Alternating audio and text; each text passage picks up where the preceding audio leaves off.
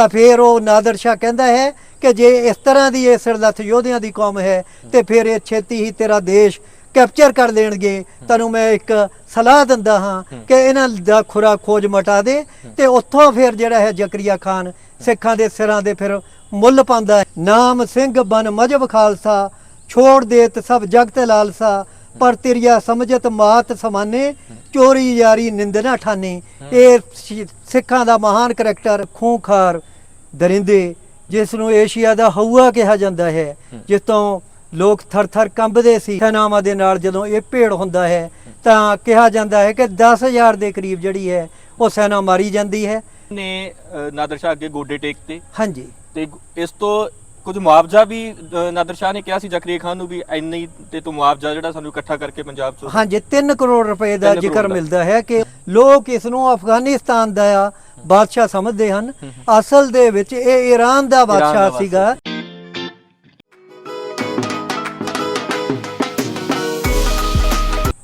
ਸਤਿ ਸ਼੍ਰੀ ਅਕਾਲ ਜੀ, ਤੁਸੀਂ ਵੇਖ ਰਹੇ ਹੋ ਚੈਨਲ ਪੰਜਾਬੀ ਟੇਸ਼ਨ ਤੇ ਮੈਂ ਜੱਸੀ ਬੜੈਚ।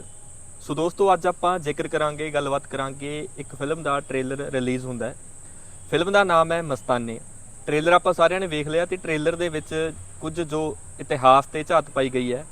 18ਵੀਂ ਸਦੀ ਦਾ ਜ਼ਿਕਰ ਕੀਤਾ ਗਿਆ। ਨਾਦਰ ਸ਼ਾਹ ਪੰਜਾਬ ਆਉਂਦਾ ਹੈ, ਪੰਜਾਬ ਨੂੰ ਲੁੱਟਦਾ, ਪੰਜਾਬ ਦੇ ਕਿਹੜੇ ਜ਼ਾਲਮ ਸ਼ਾਸਕ ਉਹਦਾ ਸਾਥ ਦਿੰਦੇ ਆ ਤੇ ਸਿੰਘਾਂ ਨੇ ਕਿਵੇਂ ਉਸ ਨੂੰ ਮੂੰਹ ਤੋੜ ਜਵਾਬ ਦਿੱਤਾ ਹੈ, ਉਸ ਬਾਰੇ ਗੱਲਬਾਤ ਕਰਾਂਗੇ। ਔਰ ਗੱਲਬਾਤ ਕਰਨ ਦੇ ਲਈ ਸਾਡੇ ਨਾਲ ਖਾਸ ਤੌਰ ਤੇ ਮੌਜੂਦ ਰਹਿਣਗੇ ਮਾਸਟਰ ਰਜਿੰਦਰ ਸਿੰਘ ਜੀ। ਸਰ, ਬਹੁਤ ਸਵਾਗਤ ਹੈ ਤੁਹਾਡਾ। ਸਤਿ ਸ਼੍ਰੀ ਅਕਾਲ। ਆਪ ਜੀ ਦਾ ਵੀ ਬਹੁਤ ਬਹੁਤ ਸ਼ੁਕਰੀਆ। ਸੋ ਸਭ ਤੋਂ ਪਹਿਲਾਂ ਧੰਨਵਾਦ ਸਾਨੂੰ ਸਮਾਂ ਦੇਣ ਦੇ ਲਈ। ਔਰ ਜਿੱਦਾਂ ਆਪਾਂ ਹੁਣੇ ਆਪਾਂ ਟ੍ਰੇਲਰ ਵੇਖਿਆ ਸੀਗਾ ਮਸਤਾਨੇ ਫਿਲਮ ਦਾ, ਤੁਸੀਂ ਵੀ ਵੇਖਿਆ ਟ੍ਰੇਲਰ। ਹਾਂਜੀ, ਇਤਿਹਾਸ ਤੇ ਚੰਗੀ ਪਕੜ ਰੱਖਦੇ ਹੋ ਤੁਸੀਂ, ਸਮਝ ਰੱਖਦੇ ਹੋ 18ਵੀਂ ਸਦੀ ਬਾਰੇ, ਸਾਰਾ ਕੁਝ ਤੁਸੀਂ ਉਸ ਬਾਰੇ ਰਿਸਰਚ ਕੀਤਾ, ਪੜ੍ਹਿਆਗਾ। ਟ੍ਰੇਲਰ ਵੇਖਣ ਤੋਂ ਬਾਅਦ ਤੁਹਾਨੂੰ ਕੀ ਮਹਿਸੂਸ ਹੁੰਦਾ ਕਿ ਕਹਾਣੀ ਕੀ ਕਹਿਣਾ ਚਾਹੁੰਦੀ ਆ? ਕਹਾਣੀ 18ਵੀਂ ਸਦੀ ਦੇ ਸਿੱਖ ਯੋਧਿਆਂ ਜਿਨ੍ਹਾਂ ਦੇਗ ਚਲਾਈ, ਤੇਗ ਬਾਹੀ, ਮਹਾਨ ਕਾਰਨਾਮੇ ਕੀਤੇ, ਗੁਰੂ ਸਾਹਿਬਾਨ ਦੀ ਮਹਾਨ ਵਿਚਾਰਧਾਰਾ ਦੇ ਉੱਤੇ ਪਹਿਰਾ ਦਿੰਦੇ ਹੋਏ ਮਨੁੱਖੀ ਅਧਿਕਾਰਾਂ ਦੀ ਰਾਖੀ ਦੇ ਲਈ ਸਿਰ ਤਲੀ ਦੇ ਉੱਤੇ ਰੱਖ ਕੇ ਸੰਗਰਾਮ ਕੀਤਾ। ਇਹ ਫਿਲਮ ਉਹਨਾਂ ਯੋਧਿਆਂ ਨੂੰ ਸਮਰਪਿਤ ਹੈ ਜਿਨ੍ਹਾਂ ਨੇ ਨਾਦਰ ਸ਼ਾਹ ਵਰਗੇ ਖੂੰਖਾਰ ਦਰਿੰਦੇ, ਜਿਸ ਨੂੰ ਏਸ਼ੀਆ ਦਾ ਹਊਆ ਕਿਹਾ ਜਾਂਦਾ ਹੈ, ਜਿਸ ਤੋਂ ਲੋਕ ਥਰ ਥਰ ਕੰਬਦੇ ਸੀ, ਉਸ ਦੇ ਉੱਤੇ ਅਟੈਕ ਕਰਕੇ ਉਸ ਦਾ ਲੁੱਟ ਦਾ ਮਾਲ ਨਾ ਕੇਵਲ ਖੋਇਆ, ਸਗੋਂ ਹਜ਼ਾਰਾਂ ਦੀ ਤਾਦਾਦ ਦੇ ਵਿੱਚ ਬੀਬੀਆਂ ਨੂੰ, ਇਸਤਰੀਆਂ ਨੂੰ, ਹਿੰਦੁਸਤਾਨ ਦੀਆਂ ਬਹੂ ਬੇਟੀਆਂ ਨੂੰ ਜੋ ਲੈ ਕੇ ਜਾ ਰਿਹਾ ਸੀ ਉਹਨਾਂ ਨੂੰ ਛਡਾ ਕੇ ਇੱਜ਼ਤ ਨਾਲ ਘਰੋਂ ਘਰੀ ਪਹੁੰਚਾਉਣ ਦਾ ਮਹਾਨ ਕਾਰਨਾਮਾ ਕੀਤਾ, ਜੋ ਮਨੁੱਖੀ ਅਧਿਕਾਰਾਂ, ਮਨੁੱਖੀ ਇਤਿਹਾਸ ਦੇ ਵਿੱਚ ਇੱਕ ਵੱਡੀ ਘਟਨਾ ਹੈ। ਤੇ ਇਹ ਫਿਲਮ ਜਿਹੜੀ ਹੈ ਉਹਨਾਂ ਮਹਾਨ ਸਿੱਖ ਯੋਧਿਆਂ ਦੀ ਕੀਰਤੀ ਨੂੰ ਰੂਪਮਾਨ ਕਰਦੀ ਹੈ। ਸਰ, ਕਿਸ ਸਦੀ ਦੀ ਗੱਲ ਹੈ? ਨਾਦਰ ਸ਼ਾਹ ਪੰਜਾਬ ਆਉਂਦਾ ਹੈ। ਹਾਂਜੀ, ਔਰ ਪੰਜਾਬ ਆਉਣ ਤੇ ਕਿਹੜੇ ਸ਼ਾਸਕ ਉਹਦਾ ਸਵਾਗਤ ਕਰਦੇ ਆ? ਜ਼ਕਰੀਆ ਖਾਨ ਦਾ ਵੀ ਜ਼ਿਕਰ ਆਉਂਦਾ ਹੈ। ਹਾਂਜੀ, ਹੋਰ ਕਿਹੜੇ ਲੋਕ ਉਹਨਾਂ ਦਾ ਸਾਥ ਦਿੰਦੇ ਆ? ਕਿਸ ਸਦੀ ਦੀ ਗੱਲ ਹੈ? ਕਿਉਂ ਪੰਜਾਬ ਆਉਂਦਾ ਹੈ? ਇਹਦੇ ਬਾਰੇ ਥੋੜਾ ਇਹ 18ਵੀਂ ਸਦੀ ਦੀ ਗੱਲ ਹੈ। ਇਸ ਦਾ ਹਮਲਾ ਜਿਹੜਾ ਹੈ 1739 ਈਸਵੀ ਨੂੰ ਭਾਰਤ ਦੇ ਉੱਤੇ ਹੁੰਦਾ ਹੈ ਤੇ ਉਸ ਸਮੇਂ ਪੰਜਾਬ ਦੇ ਵਿੱਚ ਜ਼ਕਰੀਆ ਖਾਨ ਸੂਬੇਦਾਰ ਹੁੰਦਾ ਹੈ। ਜ਼ਕਰੀਆ ਖਾਨ ਇਸ ਦਾ ਮੁਕਾਬਲਾ ਕਰਨ ਦੀ ਕੋਸ਼ਿਸ਼ ਕਰਦਾ ਹੈ, ਲੇਕਿਨ ਇਸ ਦੀ ਸੈਨਾ ਦੀ ਤਾਕਤ ਜਿਹੜੀ ਹੈ ਬਹੁਤ ਜ਼ਿਆਦਾ ਹੋਣ ਕਰਕੇ ਫਿਰ ਉਹ ਪਿੱਛੇ ਹਟਦੇ ਹਨ ਤੇ 3 ਕਰੋੜ ਰੁਪਏ ਦਾ ਜਿਹੜਾ ਹੈ ਮੁਆਵਜ਼ਾ ਹਰਜਾਨਾ ਦੇ ਕੇ ਆਪਣੀ ਜਾਨ ਛੁਡਾਉਂਦੇ ਹਨ। ਤੇ ਫਿਰ ਇਹ ਅੱਗੇ ਵੱਧਦਾ ਹੈ। ਉਸ ਸਮੇਂ ਮੁਹੰਮਦ ਸ਼ਾਹ ਜਿਹੜਾ ਹੈ ਉਹ ਦਿੱਲੀ ਦਾ ਬਾਦਸ਼ਾਹ ਹੈ ਤੇ ਇਹ ਇੱਕ ਰੰਗ ਰਲੀਆਂ ਮਨਾਉਣ ਵਾਲਾ ਬਾਦਸ਼ਾਹ ਸੀ। ਇਹਦੇ ਸਮੇਂ ਅਰਾਜਕਤਾ ਜਿਹੜੀ ਹੈ ਉਹ ਫੈਲੀ ਹੋਈ ਹੈ। ਕਿਹਾ ਜਾਂਦਾ ਹੈ ਕਿ ਸੈਨਿਕਾਂ ਨੂੰ 5-5 ਸਾਲ ਹੋ ਗਏ ਸੀ ਤਨਖਾਹ ਮਿਲੇ ਤੋਂ ਐਸੇ ਸਮੇਂ ਦੇ ਵਿੱਚ ਜਿਹੜੀ ਫੌਜ ਫਿਰ ਉਹ ਆਪਣਾ ਉਸ ਦਾ ਜਾਹੋ ਜਲਾਲ ਜਿਹੜਾ ਹੈ ਕਾਇਮ ਨਹੀਂ ਰਹਿੰਦਾ, ਹੌਸਲੇ ਟੁੱਟ ਜਾਂਦੇ ਹਨ ਤੇ ਡਿਸਪਲਿਨ ਵੀ ਨਹੀਂ ਹੁੰਦਾ। ਫੌਜ ਦੇ ਕੋਲ ਇੱਕ ਡਿਸਪਲਿਨ ਤੇ ਇੱਕ ਹੌਸਲਾ ਹੁੰਦਾ ਹੈ ਜੇ ਉਹਦੀ ਬੈਕ ਹੋਵੇ, ਤੇ ਬੈਕ ਹੈ ਨਹੀਂ ਸੀ ਤੇ ਦੂਜਾ ਬਾਦਸ਼ਾਹ ਵੀ ਇਸ ਪ੍ਰਕਾਰ ਦਾ ਪ੍ਰੇਰਕ ਨਹੀਂ ਸੀ। ਤੇ ਫਿਰ ਇਹ ਜਿਹੜਾ ਹੈ ਕਰਨਾਲ ਦੇ ਨੇੜੇ ਦੋਹਾਂ ਦਾ ਯੁੱਧ ਹੁੰਦਾ ਹੈ। ਇਸ ਯੁੱਧ ਦੇ ਵਿੱਚ 500 ਤੋਪ ਹੁੰਦੀ ਹੈ ਮੁਗਲਾਂ ਦੇ ਕੋਲ, ਵੱਡੀ ਸੈਨਾ ਵੀ ਹੁੰਦੀ ਹੈ, ਲੇਕਿਨ ਦੂਜੇ ਪਾਸੇ ਨਾਦਰ ਸ਼ਾਹ ਦੀਆਂ ਖੂੰਖਾਰ ਸੈਨਾਵਾਂ ਦੇ ਨਾਲ ਜਦੋਂ ਇਹ ਭੇੜ ਹੁੰਦਾ ਹੈ ਤਾਂ ਕਿਹਾ ਜਾਂਦਾ ਹੈ ਕਿ 10,000 ਦੇ ਕਰੀਬ ਜਿਹੜੀ ਹੈ ਉਹ ਸੈਨਾ ਮਾਰੀ ਜਾਂਦੀ ਹੈ। ਤੇ ਫਿਰ ਬਾਦਸ਼ਾਹ ਦੇ ਕੋਲ ਕੋਈ ਚਾਰਾ ਨਹੀਂ ਰਹਿੰਦਾ ਕਿ ਇਹਨਾਂ ਦੇ ਅੱਗੇ ਸਮਰਪਿਤ ਕਰਨ ਦਾ। ਫਿਰ ਸਮਰਪਣ ਕਰਕੇ ਇਹਨਾਂ ਨੂੰ ਇੱਕ ਮਹਿਮਾਨ ਦੀ ਤਰ੍ਹਾਂ ਉਹ ਲੈ ਕਰਕੇ ਦਿੱਲੀ ਜਾਂਦਾ ਹੈ। ਇਹ ਉਹਦੀ ਮਜਬੂਰੀ ਬਣ ਜਾਂਦੀ ਹੈ। ਜ਼ਕਰੀਆ ਖਾਨ ਨੇ ਨਾਦਰ ਸ਼ਾਹ ਅੱਗੇ ਗੋਡੇ ਟੇਕਤੇ। ਹਾਂਜੀ, ਤੇ ਇਸ ਤੋਂ ਕੁਝ ਮੁਆਵਜ਼ਾ ਵੀ ਨਾਦਰ ਸ਼ਾਹ ਨੇ ਕਿਹਾ ਸੀ ਜ਼ਕਰੀਆ ਖਾਨ ਨੂੰ ਵੀ ਇੰਨੀ ਤੇ ਤੂੰ ਮੁਆਵਜ਼ਾ ਜਿਹੜਾ ਸਾਨੂੰ ਇਕੱਠਾ ਕਰਕੇ ਪੰਜਾਬ ਚੋਂ। ਹਾਂਜੀ 3 ਕਰੋੜ ਰੁਪਏ ਦਾ 3 ਜ਼ਿਕਰ ਕਰੋੜ ਦਾ। ਮਿਲਦਾ ਹੈ ਕਿ ਉਸਨੇ ਦੇ ਕੇ ਆਪਣੀ ਜਾਨ ਛੁਡਾਈ। ਜੋ ਨਾਦਰ ਸ਼ਾਹ ਜਦੋਂ ਪਹਿਲਾ ਮੁਕਾਬਲਾ ਉਹਦਾ ਮੁਗਲਾਂ ਦੇ ਨਾਲ ਹੀ ਹੁੰਦਾ, ਜ਼ਕਰੀਆ ਖਾਨ ਦੇ ਨਾਲ ਹੁੰਦਾ, ਬਾਦਸ਼ਾਹ ਦੇ ਨਾਲ ਹੁੰਦਾ, ਹਾਂਜੀ ਫਿਰ ਸਿੰਘਾਂ ਦੇ ਨਾਲ ਮੁਕਾਬਲਾ ਕਦੋਂ ਹੁੰਦਾ ਨਾਦਰ ਸ਼ਾਹ ਦਾ? ਇਹ ਨਾਦਰ ਸ਼ਾਹ ਜਦੋਂ ਦਿੱਲੀ ਦੇ ਵਿੱਚ ਦਾਖਲ ਹੁੰਦਾ ਹੈ ਉੱਥੇ ਜਾ ਕਰਕੇ ਇੱਕ ਸਵਾਗਤ ਹੁੰਦਾ ਹੈ ਪਹਿਲਾਂ ਤਾਂ ਇਸ ਦਾ। ਇਸ ਤੋਂ ਪਹਿਲਾਂ ਮੈਂ ਮਾਫੀ ਨਾਲ ਤੁਹਾਡੀ ਗੱਲ ਕੱਟ ਰਿਹਾ ਮੈਂ। ਹਾਂਜੀ ਜ਼ਕਰੀਆ ਖਾਨ ਤੇ ਬਾਦਸ਼ਾਹ ਦੇ ਮੁਕਾਬਲੇ ਤੋਂ ਪਹਿਲਾਂ ਨਾਦਰ ਸ਼ਾਹ ਨੂੰ ਸਿੰਘਾਂ ਬਾਰੇ ਭਮਕ ਨਹੀਂ ਹੁੰਦੀ ਵੀ ਇੱਥੇ ਇੱਕ ਕੌਮ ਹੈ, ਸਿੰਘਾਂ ਦੀ ਕੌਮ ਹੈ, ਸਿੱਖ ਨੇ? ਨਹੀਂ ਉਸ ਸਮੇਂ ਪਤਾ ਨਹੀਂ ਲੱਗਦਾ। ਉਸ ਸਮੇਂ ਨਹੀਂ ਪਤਾ ਹਾਂਜੀ ਉਹ ਸਿੱਧਾ ਦਿੱਲੀ ਐਂਟਰ ਕਰਦਾ ਹੈ, ਬਾਦਸ਼ਾਹ ਉਸ ਨੂੰ ਦਿੱਲੀ ਲੈ ਕੇ ਆਪ ਜਾਂਦਾ ਹੈ ਤੇ ਇੱਕ ਤਰ੍ਹਾਂ ਦੇ ਨਾਲ ਇਹ ਇੱਕ ਤੂਫਾਨ ਦੀ ਤਰ੍ਹਾਂ ਸੀਗਾ, ਖੂੰਖਾਰ ਤੂਫਾਨ ਦੀ ਤਰ੍ਹਾਂ ਉਸ ਦੀ ਆਮਦ ਸੀਗੀ। ਦਿੱਲੀ ਦੇ ਵਿੱਚ ਜਦੋਂ ਇਸ ਦੇ ਫੌਜੀ ਪਹੁੰਚਦੇ ਹਨ ਤਾਂ ਉੱਥੇ ਸਥਾਨਕ ਲੋਕਾਂ ਦੇ ਨਾਲ ਝਗੜਾ ਹੋ ਜਾਂਦਾ ਹੈ। ਇਹਦੇ ਵਿੱਚ 3-4 ਹਜ਼ਾਰ ਇਰਾਨੀ ਜਿਹੜੇ ਹਨ ਉਹ ਮਾਰੇ ਜਾਂਦੇ ਹਨ।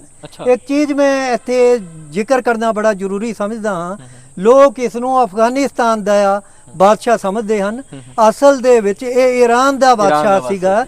ਇਸ ਨੇ ਕਾਬਲ ਤੇ ਕੰਧਾਰ ਨੂੰ ਕੈਪਚਰ ਕੀਤਾ ਸੀਗਾ, ਫਿਰ ਉੱਥੋਂ ਦਾ ਇਹ ਰਾਜਾ ਬਣਿਆ ਸੀਗਾ ਤੇ ਇਸ ਤਰੀਕੇ ਦੇ ਨਾਲ ਉਹਨਾਂ ਨੂੰ ਕੈਪਚਰ ਕਰਦੇ ਹੋਏ ਫਿਰ ਕਿਸੇ ਨੇ ਜਿਹੜਾ ਦਿੱਲੀ ਦਾ ਸ਼ਾਸਕ ਸੀਗਾ ਉਸਦੇ ਕਿਸੇ ਦਰਬਾਰੀ ਨੇ ਹੀ ਇਹਨੂੰ ਗੁਪਤ ਰੂਪ ਦੇ ਵਿੱਚ ਬੁਲਾਇਆ ਸੀਗਾ, ਦੱਸ ਕੇ ਕਿ ਇੱਥੋਂ ਦੀ ਦੌਲਤ ਹੈ ਤੇ ਬਾਦਸ਼ਾਹ ਦੀਆਂ ਇਹ ਕਮਜ਼ੋਰੀਆਂ ਹਨ। ਮੇਰਾ ਇਹ ਸਵਾਲ ਸੀ ਤੁਹਾਨੂੰ ਕਿ ਨਾਦਰ ਸ਼ਾਹ ਨੂੰ ਪੰਜਾਬ ਕੌਣ ਬੁਲਾਉਂਦਾ? ਹਾਂਜੀ ਇਹ ਉਹਨਾਂ ਦਾ ਕੋਈ ਕਰਮਚਾਰੀ ਹੋ ਸੀਗਾ ਦਰਬਾਰ ਦੇ ਵਿੱਚੋਂ ਜਿਸ ਨੇ ਇਹਨਾਂ ਨੂੰ ਇੱਥੇ ਪੰਜਾਬ ਦੇ ਵਿੱਚ ਲਿਆਉਣ ਦਾ, ਪੰਜਾਬ ਤੇ ਦਿੱਲੀ ਤੇ ਆਉਣ ਦਾ ਸੱਦਾ ਦਿੱਤਾ ਸੀਗਾ। ਦਿੱਲੀ ਦੇ ਰਾਜੇ ਦੇ ਉਹਦੇ ਵਜ਼ੀਰ ਨੇ ਚੁਗਲੀ ਕੀਤੀ। ਉਸ ਦਾ ਨਾਮ ਆਸ਼ਫ ਜਾ ਕਿਹਾ ਜਾਂਦਾ ਹੈ ਇਤਿਹਾਸ ਦੇ ਵਿੱਚ। ਇਹ ਦਰਬਾਰੀ ਸੀ ਇਸ ਦਾ, ਬਾਦਸ਼ਾਹ ਦਾ, ਮੁਹੰਮਦ ਸ਼ਾਹ ਦਾ।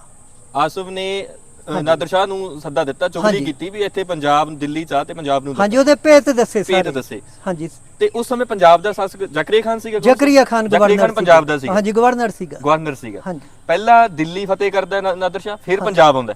ਨਹੀਂ ਪਹਿਲਾਂ ਪੰਜਾਬ ਨੂੰ ਫਤਿਹ ਕਰਦੇ ਆ। ਅੱਛਾ ਪੰਜਾਬ ਦਾ ਰਸਤਾ ਜਾਂਦਾ ਨਾ ਦਿੱਲੀ ਨੂੰ। ਅੱਛਾ ਪੰਜਾਬ ਤੋਂ ਦਿੱਲੀ ਨੂੰ ਨਿਕਲਦਾ। ਫਿਰ ਇਹਨਾਂ ਦੀ ਕਰਨਾਲ ਦੇ ਸਥਾਨ ਦੇ ਉੱਤੇ ਜਿਹੜੀ ਹੈ ਜੰਗ ਹੁੰਦੀ ਹੈ ਮੁਹੰਮਦ ਸ਼ਾਹ ਦੀ ਫੌਜ ਦੇ ਨਾਲ, ਜਿਸ ਦਾ ਮੈਂ ਜ਼ਿਕਰ ਕੀਤਾ ਹੈ ਤੇ ਉਸ ਦੇ ਵਿੱਚ ਉਹਦੇ 10,000 ਤੋਂ ਵੀ ਜ਼ਿਆਦਾ ਸਿਪਾਹੀ ਜਿਹੜੇ ਮਾਰੇ ਜਾਂਦੇ ਹਨ। ਫਿਰ ਉਹ ਮਜਬੂਰੀ ਬਸ ਇਸ ਨੂੰ ਲੈ ਕੇ ਦਿੱਲੀ ਜਾਂਦਾ ਹੈ।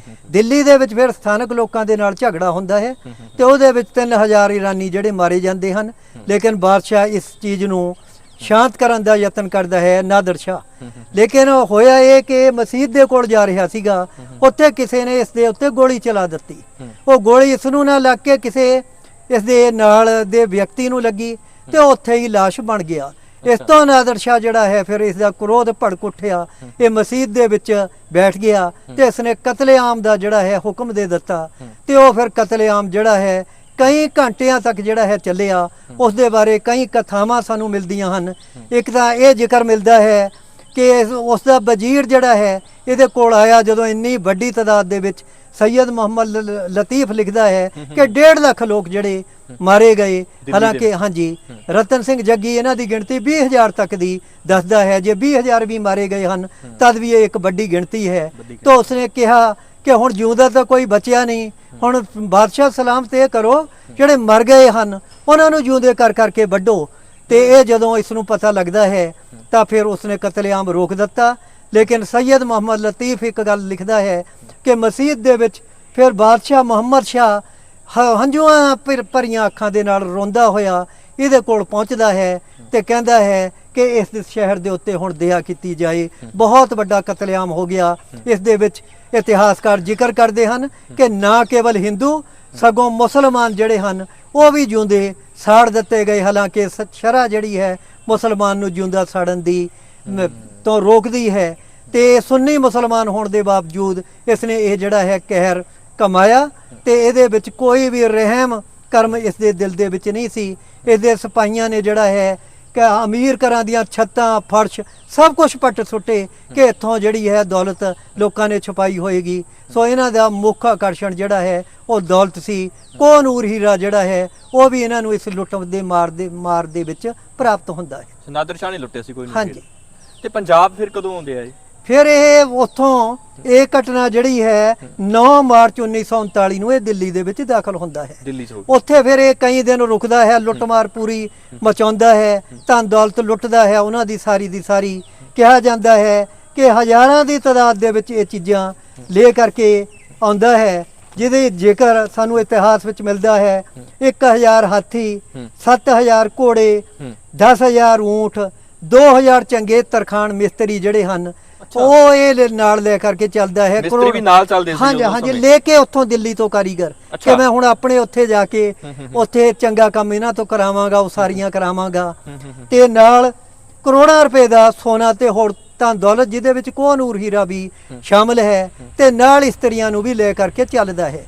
ਜਦੋਂ ਇਤਿਹਾਸ, ਮੈਂ ਮਾਫੀ ਤੁਹਾਡੀ ਗੱਲ ਕੱਟ ਰਿਹਾ, ਮੈਂ ਇਤਿਹਾਸ ਇਸ ਗੱਲ ਦੀ ਵੀ ਹਾਮੀ ਭਰਦਾ ਕਿ ਨਾਦਰ ਸ਼ਾਹ ਕਿੰਨੇ ਵਾਰੀ ਪੰਜਾਬ ਆਉਂਦਾ, ਕਿੰਨੇ ਵਾਰੀ ਪੰਜਾਬ ਨੂੰ ਲੁੱਟ ਕੇ ਲੈ ਕੇ ਗਿਆ। ਜ਼ਿਆਦਾਤਰ ਇਸੇ ਹਮਲੇ ਦਾ ਜ਼ਿਕਰ ਜਿਹੜਾ ਹੈ 1738-39 ਦਾ ਸਾਨੂੰ ਮਿਲਦਾ ਹੈ। ਚਲੋ ਸਿੱਖਾਂ ਨੂੰ ਇਸ ਗੱਲ ਦਾ ਪਤਾ ਲੱਗਦਾ ਹੈ ਕਿ ਇਸਨੇ ਧਨ ਦੌਲਤ ਲੁੱਟੀ ਹੈ, ਇਹਨੇ ਬੇਕਸੂਰ ਲੋਕ ਵੀ ਮਾਰੇ ਹਨ ਸੈਨਿਕਾਂ ਤੋਂ ਬਿਨਾਂ, ਔਰ ਇੱਥੋਂ ਦੀਆਂ ਬਹੂ ਬੇਟੀਆਂ ਨੂੰ ਇਹ ਲੈ ਕਰਕੇ ਜਾਂਦਾ ਹੈ, ਜਾ ਰਿਹਾ ਹੈ ਆਪਣੇ ਦੇਸ਼ ਦੇ ਵਿੱਚ, ਤਾਂ ਉਹਨਾਂ ਦਾ ਫਿਰ ਖੂਨ ਖੋਲਦਾ ਹੈ। ਫਿਰ ਉਹਨਾਂ ਨੂੰ 1.25 ਲੱਖ ਸੇ ਇੱਕ ਲੜਾਊਂ ਦੀ ਉਹ ਮਹਾਨ ਕੀਰਤੀ ਆਪਣੇ ਗੁਰੂ ਦੀ ਯਾਦ ਆਉਂਦੀ ਹੈ, ਕਿਸ ਤਰ੍ਹਾਂ ਉਹਨਾਂ ਨੇ ਨਮਾਣੀ ਨਤਾਣੀ ਜਨਤਾ ਦੀ ਬਾਹ ਫੜਨ ਦੇ ਲਈ ਆਪਣੇ ਪੁੱਤਰ ਕੁਰਬਾਨ ਕਰ ਦਿੱਤੇ, ਆਪਣਾ ਪਿਤਾ ਕੁਰਬਾਨ ਕਰ ਦਿੱਤਾ।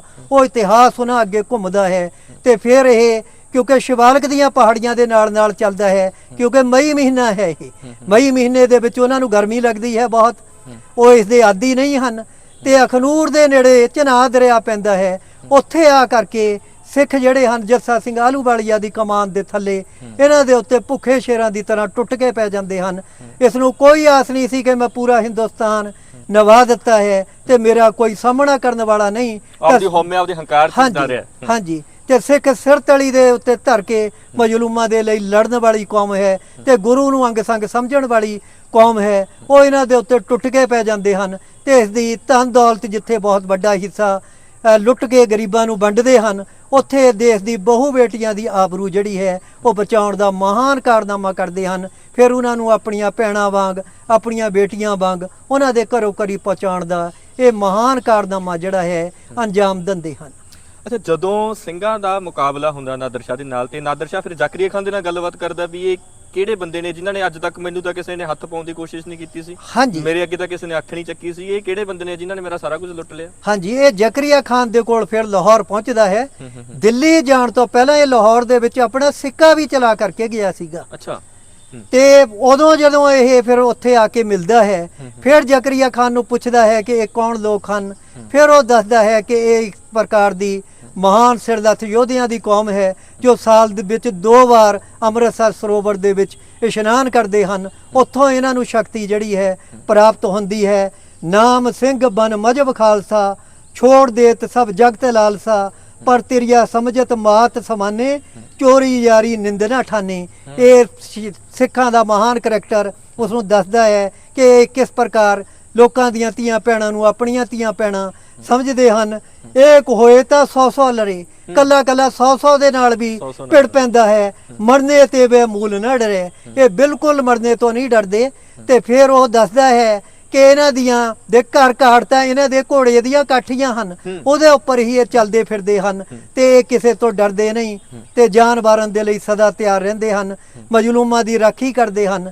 ਤਾਂ ਫਿਰ ਉਹ ਨਾਦਰ ਸ਼ਾਹ ਕਹਿੰਦਾ ਹੈ ਕਿ ਜੇ ਇਸ ਤਰ੍ਹਾਂ ਦੀ ਇਹ ਸਿਰਦੱਥ ਯੋਧਿਆਂ ਦੀ ਕੌਮ ਹੈ ਤੇ ਫਿਰ ਇਹ ਛੇਤੀ ਹੀ ਤੇਰਾ ਦੇਸ਼ ਕੈਪਚਰ ਕਰ ਲੈਣਗੇ। ਤੁਹਾਨੂੰ ਮੈਂ ਇੱਕ ਸਲਾਹ ਦਿੰਦਾ ਹਾਂ ਕਿ ਇਹਨਾਂ ਦਾ ਖੁਰਾ ਖੋਜ ਮਟਾ ਦੇ। ਤੇ ਉੱਥੋਂ ਫਿਰ ਜਿਹੜਾ ਹੈ ਜ਼ਕਰੀਆ ਖਾਨ ਸਿੱਖਾਂ ਦੇ ਸਿਰਾਂ ਦੇ ਫਿਰ ਮੁੱਲ ਪਾਉਂਦਾ ਹੈ। 80 ਰੁਪਏ ਸਿੱਖਾਂ ਦੇ ਸਿਰਾਂ ਦੇ ਮੁੱਲ ਪੈਣੇ ਸ਼ੁਰੂ ਹੋ ਜਾਂਦੇ ਹਨ। ਇਸ ਦੀ ਸਿਖਰ ਉਦੋਂ ਹੋ ਜਾਂਦੀ ਹੈ ਜ਼ੁਲਮ ਦੀ, ਜਦੋਂ ਬੱਸਾ ਰੰਗੜ ਦਰਬਾਰ ਸਾਹਿਬ ਦੇ ਵਿੱਚ ਆ ਕਰਕੇ ਕਬਜ਼ਾ ਕਰਦਾ ਹੈ, ਉੱਥੋਂ ਦੀ ਬੇਅਦਬੀ ਕਰਦਾ ਹੈ। ਤੇ 6 ਮਈ ਸਨ 1740 ਹੈ, ਯਾਨੀ ਇਹ 1739 ਦੀ ਘਟਨਾ ਹੈ ਆਪਣਾ ਮਈ ਮਹੀਨੇ ਦੀ। ਤੇ ਇਹ 6 ਮਈ 1740 ਨੂੰ ਭਾਈ ਸੁੱਖਾ ਸਿੰਘ, ਮਹਿਤਾਬ ਸਿੰਘ, ਮੀਰ ਕੋਟੀਆ ਸਿਰਦੱਥ ਯੋਧੇ ਹਨ ਜਿਹੜੇ ਅੰਮ੍ਰਿਤਸਰ ਪਹੁੰਚ ਕੇ ਮੱਸੇ ਰੰਗੜ ਦਾ ਸਿਰ ਲਾ ਦਿੰਦੇ ਹਨ ਤੇ ਮਹਾਨ ਇਤਿਹਾਸ ਜਿਹੜਾ ਹੈ ਫਿਰ ਇਹ ਸਿਰਜਦੇ ਹਨ। ਕਿਹੜੀਆਂ ਸਿੱਖ ਜਥੇਬੰਦੀਆਂ ਸੀ, ਜਿੱਦਾਂ ਤੁਸੀਂ ਜੱਸਾ ਸਿੰਘ ਆਹਲੂਵਾਲੀਆ ਹੋ ਗਿਆ, ਨਵਾਬ ਕਪੂਰ ਸਿੰਘ ਹੋ ਗਏ, ਹੋਰ ਕਿਹੜੀਆਂ ਜਥੇਬੰਦੀਆਂ ਸੀ? ਹਾਂਜੀ, ਉਸ ਸਮੇਂ ਸਿੱਖ ਮਿਸਲਾਂ ਸੀਗੀਆਂ। ਉਹ ਜਦੋਂ ਇਸ ਪ੍ਰਕਾਰ ਦਾ ਹਮਲਾ ਹੁੰਦਾ ਸੀ ਉਹ ਇਕੱਠੇ ਹੋ ਜਾਂਦੇ ਸੀਗੇ। ਤੇ ਬਾਅਦ ਦੇ ਵਿੱਚ ਸਾਨੂੰ ਸਰਬੱਤ ਖਾਲਸਾ ਦੀ ਮਹਾਨ ਟ੍ਰੈਡੀਸ਼ਨ ਵੀ ਸਾਹਮਣੇ ਆਉਂਦੀ ਹੈ ਕਿ ਕਿਸ ਤਰ੍ਹਾਂ ਉਹ ਦੀਵਾਲੀ ਤੇ ਆਪਣਾ ਵਿਸਾਖੀ ਦੇ ਮੌਕੇ ਦੇ ਉੱਤੇ ਇਕੱਠੇ ਹੁੰਦੇ ਸੀਗੇ ਤੇ ਆਪਣੇ ਮਤਭੇਦ ਸਾਰੇ ਭੁਲਾ ਕਰਕੇ ਕੌਮ ਦੀ ਬਿਹਤਰੀ ਲਈ, ਮਨੁੱਖਤਾ ਦੀ ਰਾਖੀ ਦੇ ਲਈ ਸਾਂਝੇ ਫੈਸਲੇ ਲਿਆ ਕਰਦੇ ਸੀਗੇ। ਤੇ ਜ਼ਕਰੀਆ ਖਾਨ ਦਾ ਫਿਰ ਕਿੱਦਾਂ ਹੋਇਆ? ਜ਼ਕਰੀਆ ਖਾਨ ਦਾ ਅੱਗੇ ਕੀ ਇਤਿਹਾਸ ਚੱਲਦਾ? ਜ਼ਕਰੀਆ ਖਾਨ ਤੋਂ ਬਾਅਦ ਫਿਰ ਹੋਰ ਸੂਬੇਦਾਰ ਜਿਹੜੇ ਹਨ ਉਹ ਵੱਖ-ਵੱਖ ਸਮੇਂ ਇੱਥੇ ਆਉਂਦੇ ਹਨ ਤੇ ਉਹ ਆਪਣਾ ਦਮਨ ਦਾ ਸਿੱਕਾ ਜਿਹੜਾ ਚਲਾਉਂਦੇ ਹਨ। ਲੇਕਿਨ ਖਾਲਸਾ ਜਿਹੜਾ ਹੈ, ਕਨਿੰਗਮ ਨੇ ਬਹੁਤ ਸੋਹਣਾ ਲਿਖਿਆ ਹੈ, God was their helper and only ਜੱਜ। ਉਹਨਾਂ ਨੂੰ ਲੱਗਦਾ ਸੀ ਕਿ ਦਸਮ ਪਾਤਸ਼ਾਹ ਦੀ ਸਾਡੇ ਉੱਤੇ ਕਿਰਪਾ ਹੈ, ਰਾਜ ਕਰੇਗਾ ਖਾਲਸਾ, ਜੋ ਦਸਮ ਪਾਤਸ਼ਾਹ ਨੇ ਕਿਹਾ ਹੈ ਇਹ ਹੋ ਕੇ ਰਹੇਗਾ ਤੇ ਅਸੀਂ ਇਸ ਨੂੰ ਜਿਹੜਾ ਹੈ ਉਹ ਸਿਰੇ ਲਾ ਕੇ ਰਹਾਂਗੇ। ਉਹਨਾਂ ਦੇ ਅੱਗੇ ਬਾਬਾ ਬੰਦਾ ਸਿੰਘ ਬਹਾਦਰ ਦਾ ਵੀ ਲਾਸਾਨੀ ਲਾਫਾਨੀ ਇਤਿਹਾਸ ਸੀ। ਕਿਸ ਪ੍ਰਕਾਰ ਉਹਨਾਂ ਨੇ ਛੋਟੇ ਜਿਹੇ ਸਮੇਂ ਦੇ ਵਿੱਚ, ਥੋੜਾ ਸਮਾਂ ਮਿਲਿਆ ਸੀ, ਉੱਪਰ ਦੀ ਥੱਲੇ ਕਰਕੇ ਰੱਖ ਦਿੱਤੀ ਸੀ ਤੇ ਉਹ ਜਿਹੜੇ ਵੱਡੇ ਵੱਡੇ ਜ਼ਾਲਮ ਸੀਗੇ ਥਰ ਥਰ ਕੰਬਣ ਲਗਾ ਦਿੱਤੇ ਸੀ। ਹਾਲਾਂਕਿ ਉਹਨਾਂ ਦੇ ਕੋਲ ਬਹੁਤ ਹੀ ਸੀਮਤ ਸਾਧਨ ਸੀਗੇ, ਲੇਕਿਨ ਲੋਕਾਂ ਦੇ ਉੱਪਰ ਇੰਨਾ ਪ੍ਰਭਾਵ ਬਾਬਾ ਬੰਦਾ ਸਿੰਘ ਬਹਾਦਰ ਦਾ ਪਿਆ ਕਿ ਗੁਪਤਾ ਹਰੀ ਰਾਮ ਲਿਖਦੇ ਹਨ, ਮਹਾਨ ਇਤਿਹਾਸਕਾਰ ਹਨ, ਕਿ ਪਹਿਲੇ ਸਾਲ ਵਿੱਚ ਹੀ 1.25 ਲੱਖ ਲੋਕ ਜਿਹੜੇ ਹਨ ਉਹ ਸਿੱਖ ਧਰਮ ਨੂੰ ਧਾਰਨ ਕਰਦੇ ਹਨ। ਸਿੱਖਾਂ ਦਾ ਇੰਨਾ ਵਧੀਆ ਰਾਜ ਸੀਗਾ ਜਿਹੜਾ ਉਸ ਸਮੇਂ ਸਿੱਖ ਮਿਸਲਾਂ ਨੇ ਵੀ ਅੱਗੇ ਚੱਲ ਕੇ ਦਿੱਤਾ।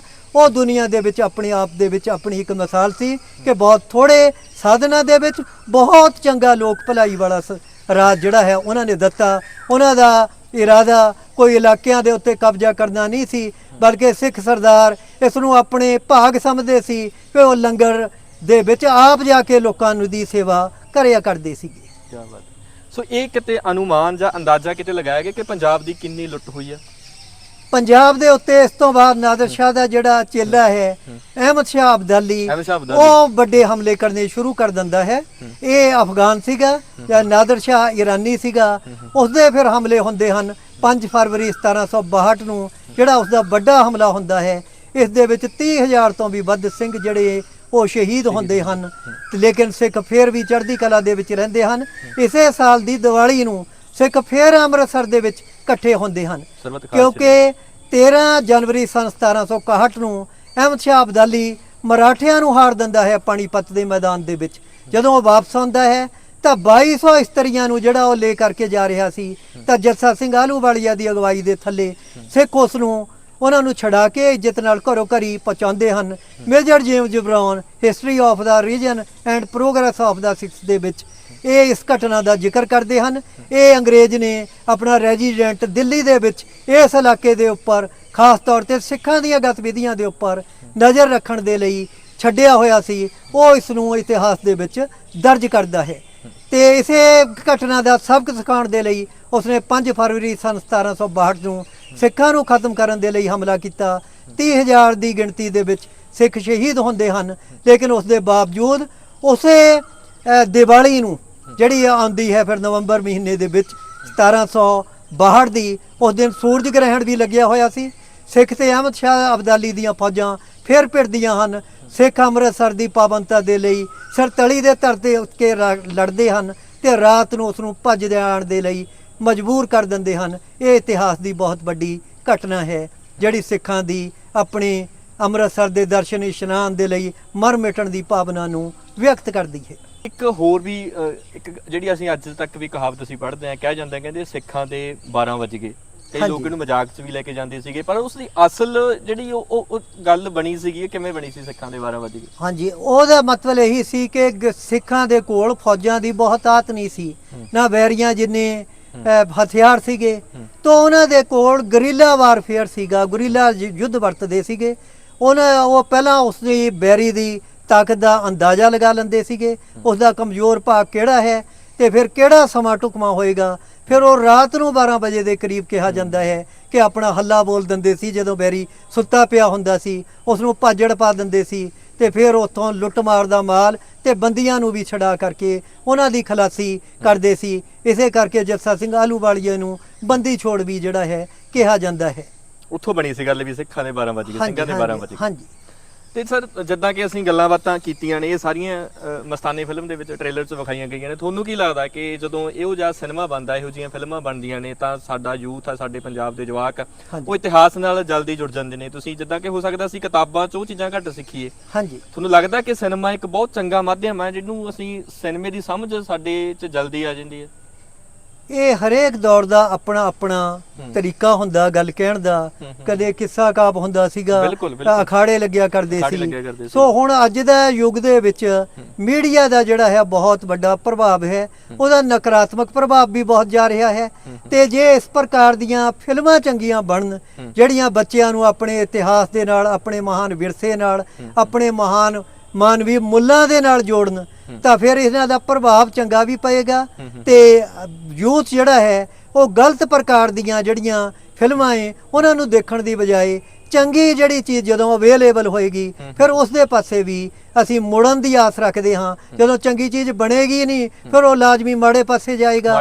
ਤੋ ਇਹ ਫਿਰ ਇਸ ਪ੍ਰਕਾਰ ਦੇ ਯਤਨ ਮੈਂ ਸਮਝਦਾ ਸਵਾਗਤਯੋਗ ਵੀ ਹਨ ਤੇ ਮੀਡੀਆ ਦੇ ਪ੍ਰਤੀ ਨੌਜਵਾਨ ਵਰਗ ਦੀ ਖਿੱਚ ਵੀ ਹੈ ਤੇ ਉਹ ਇਤਿਹਾਸ ਘੱਟ ਪੜ੍ਹਦਾ ਹੈ। ਤੇ ਜੇ ਉਸ ਨੂੰ ਇਹ ਵਧੀਆ ਤਰੀਕੇ ਦੇ ਨਾਲ ਪੇਸ਼ ਕੀਤਾ ਜਾਏ, ਹਕੀਕਤ ਦਿਖਾਈ ਜਾਏ, ਤਾਂ ਫਿਰ ਉਸ ਦਾ ਲਾਜ਼ਮੀ ਚੰਗਾ ਪ੍ਰਭਾਵ ਜਿਹੜਾ ਹੈ ਉਹ ਪਏਗਾ। ਬਹੁਤ ਸਬੱਬੀ ਹੁੰਦਾ ਕਿ ਇਦਾਂ ਦੀਆਂ ਫਿਲਮਾਂ ਬਣਦੀਆਂ ਨੇ। ਕਿਤਾਬਾਂ ਦਾ ਬਹੁਤ ਸਾਰੇ ਲੋਕ ਅੱਜ ਦਾ ਯੂਥ ਅੱਜ ਦੇ ਜਵਾਕ ਕਿਤਾਬਾਂ ਤੋਂ ਨਕਾਰਾ ਕਰਕੇ ਕਿਤਾਬਾਂ ਤੋਂ ਪਿੱਛੇ ਹਟ ਗਏ ਤੇ ਸਿਨੇਮਾ ਫਿਰ ਉੱਥੇ ਇੱਕ ਚੰਗਾ ਸਿਨੇਮਾ ਹੋਵੇ। ਜੇ ਮਾੜਾ ਹੋਵੇ ਆਪਾਂ ਫੇਰ ਨਹੀਂ ਕਹਿੰਦੇ, ਪਰ ਜੇ ਚੰਗਾ ਸਿਨੇਮਾ ਹੋਵੇ ਤਾਂ ਇੱਕ ਬਹੁਤ ਮੁੱਖ ਯੋਗਦਾਨ ਪਾਉਂਦਾ ਸਾਨੂੰ ਇਤਿਹਾਸ ਜਾਣਨ ਦੇ ਵਿੱਚ। ਹਾਂਜੀ, ਨਿਰਸੰਦੇਹ ਦਾ ਬਹੁਤ ਹੀ ਚੰਗਾ ਪ੍ਰਭਾਵ ਪੈਂਦਾ ਹੈ ਜੇ ਇਹਦੇ ਵਿੱਚ, ਕਿਉਂਕਿ ਫਿਲਮਾਂ ਦੇ ਵਿੱਚ ਕਲਪਨਾ ਸ਼ਕਤੀ ਤੱਤ ਵੀ ਜਿਹੜਾ ਹੈ ਉਹ ਬਾੜਨਾ ਪੈਂਦਾ ਹੈ, ਲੇਕਿਨ ਉਹ ਭਾਰੀ ਨਹੀਂ ਹੋਣਾ ਚਾਹੀਦਾ ਇਤਿਹਾਸਿਕ ਤੱਤਾਂ ਦੇ ਉੱਤੇ, ਅਸਲੀਅਤ ਦੇ ਉੱਤੇ। ਹਾਂਜੀ, ਉਹ ਕਈ ਵਾਰ ਇਸ ਪ੍ਰਕਾਰ ਦੇ ਪਾਤਰ ਵੀ ਘੜੇ ਜਾਂਦੇ ਹਨ, ਕਈ ਕਥਾਵਾਂ ਕਾਲਪਨਿਕ ਹੁੰਦੀਆਂ ਹਨ, ਲੇਕਿਨ ਜੇ ਉਹਦਾ ਮੂਲ ਹਕੀਕਤ ਨੂੰ ਉਹ ਦਰਸਾਉਣ ਦੇ ਵਿੱਚ ਕਾਮਯਾਬ ਰਹਿੰਦਾ ਹੈ ਤਾਂ ਫਿਰ ਇਹ ਸ਼ਾਨਦਾਰ ਯਤਨ ਹੁੰਦਾ ਹੈ ਤੇ ਉਹ ਯੂਥ ਦੇ ਉੱਤੇ ਉਸ ਦਾ ਚੰਗਾ ਪ੍ਰਭਾਵ ਪੈਣਾ ਲਾਜ਼ਮੀ ਹੈ। ਬਹੁਤ ਧੰਨਵਾਦ ਸਰ ਤੁਹਾਨੂੰ ਸਮਾਂ ਦੇਣ ਦੇ ਲਈ। ਤੁਹਾਡਾ ਵੀ ਜੀ ਬਹੁਤ ਬਹੁਤ ਸ਼ੁਕਰੀਆ। ਸੋ ਦੋਸਤੋ, ਜਿੱਦਾਂ ਕਿ ਅਸੀਂ ਗੱਲਬਾਤ ਕਰੀ ਹੈ, ਅਸੀਂ ਤੁਹਾਨੂੰ ਸਾਰੀ ਬਰੀਕੀ ਦੇ ਨਾਲ ਅਸੀਂ ਦੱਸਿਆ ਕਿ ਨਾਦਰ ਸ਼ਾਹ ਕਦੋਂ ਪੰਜਾਬ ਆਉਂਦਾ, ਕਦੋਂ ਦਿੱਲੀ ਨੂੰ ਲੁੱਟਦਾ, ਕਦੋਂ ਲਾਹੌਰ ਨੂੰ ਲੁੱਟਦਾ, ਕਿਹੜੇ ਸ਼ਾਸਕ ਨੇ ਜਿਹੜੇ ਮੌਕੇ ਦੇ ਜੋ ਨਾਦਰ ਸ਼ਾਹ ਦਾ ਸਾਥ ਦਿੰਦੇ ਆ ਤੇ ਕਿਵੇਂ ਉਹਨਾਂ ਨੂੰ ਗੋਡੇ ਟੇਕਦੇ ਆ। ਅਸੀਂ ਅਸੀਂ ਤੁਹਾਡੇ ਨਾਲ ਗੱਲਾਂ ਬਾਤਾਂ ਸਾਂਝੀਆਂ ਕੀਤੀਆਂ ਨੇ, ਪਰ ਇਹ ਅਸਲ ਜੋ ਕਿ ਫਿਲਮ ਦੇ ਵਿੱਚ ਮਸਤਾਨੇ ਦੇ ਵਿੱਚ ਵਿਖਾਇਆ ਗਿਆ ਹੈਗਾ, ਹੂ ਇਸ ਤਰ੍ਹਾਂ ਦੀ ਫਿਲਮ ਬਣਾਈ ਗਈ ਹੈ। ਸੋ ਇਸ ਫਿਲਮ ਨੂੰ ਵੇਖਣਾ ਇਸ ਕਰਕੇ ਲਾਜ਼ਮੀ ਹੈ ਕਿਉਂਕਿ ਜਦੋਂ ਅਸੀਂ ਚੰਗੀ ਸਿਨੇਮੇ ਨੂੰ ਵੇਖਾਂਗੇ, ਸਿਨੇਮਾ ਇੱਕ ਬਹੁਤ ਵੱਡੀ ਚੀਜ਼ ਆ ਜੋ ਸਾਨੂੰ ਜਲਦੀ ਸਾਡੇ ਸਮਝ 'ਚ ਆਉਂਦਾ, ਸਾਡੀ ਹੋਂਦ ਹੈ ਸਿਨੇਮਾ, ਸਾਡੀ ਜ਼ੁਬਾਨ ਦੀ ਹੋਂਦ ਹੈ, ਸਾਡੇ ਇਤਿਹਾਸ ਨੂੰ ਚੰਗੇ ਜਿਹੇ ਤਰੀਕੇ ਨਾਲ ਵਿਖਾਉਂਦਾ। ਤਾਂ ਸਾਨੂੰ ਇਹ ਜਿਹੀਆਂ ਫਿਲਮਾਂ ਜ਼ਰੂਰ ਆ ਸਾਨੂੰ ਵੇਖਣੀਆਂ ਚਾਹੀਦੀਆਂ ਤੇ ਹੱਲਾਸ਼ੇਰੀ ਵੀ ਸਾਨੂੰ ਇੱਦਾਂ ਦੇ ਜੋ ਲੋਕ ਫਿਲਮਾਂ ਬਣਾਉਂਦੇ ਆ ਉਹਨੂੰ ਹੱਲਾਸ਼ੇਰੀ ਵੀ ਦੇਣੀ ਚਾਹੀਦੀ ਆ ਤਾਂ ਕਿ ਅੱਗੋਂ ਵਾਸਤੋਂ ਚੰਗੀਆਂ ਫਿਲਮਾਂ, ਚੰਗੇ ਸਬਜੈਕਟ ਆ ਜਿਹੜੇ ਉਹ ਜ਼ਰੂਰ ਬਣਦੇ ਰਹਿਣ। ਸਾਨੂੰ ਦਿਓ ਇਜਾਜ਼ਤ ਤੇ ਮਿਲਦੇ ਆਪਾਂ ਹੋਰ ਕਿਸੇ ਗੱਲਬਾਤ ਦੇ ਨਾਲ, ਹੋਰ ਕਿਸੇ ਸ਼ਖਸੀਅਤ ਨਾਲ ਤੁਹਾਡੀ ਮੁਲਾਕਾਤ ਕਰਾਵਾਂਗੇ। ਉਦੋਂ ਤੱਕ ਤੁਸੀਂ ਵੇਖਦੇ ਰਹੋ ਚੈਨਲ ਪੰਜਾਬੀ ਟੀਸ਼ਨ।